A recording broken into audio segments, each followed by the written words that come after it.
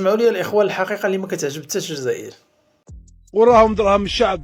خلونا من ديك القوالب بتاع مؤامرة والعدو يتربص بينا وفرنسا ونقطع دابر لا مش عارف شكون ونقطع. نتوما قطعتوا دابر الشعب، نتوما فقرتوا الشعب وجهلتوا الشعب وجوعتوا الشعب وهجرتوا الشعب وقتلتوا الشعب، وصلتوا حتى تغتصبوا الشعب. يا دراهم الشعب وين راهم؟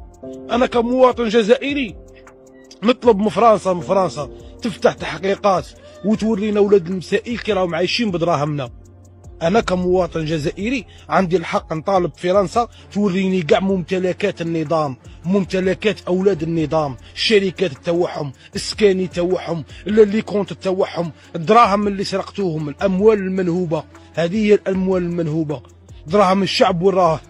قولونا دراهم الشعب، خلونا من مؤامره. نتوما تامرتوا على الشعب، النظام الجزائري.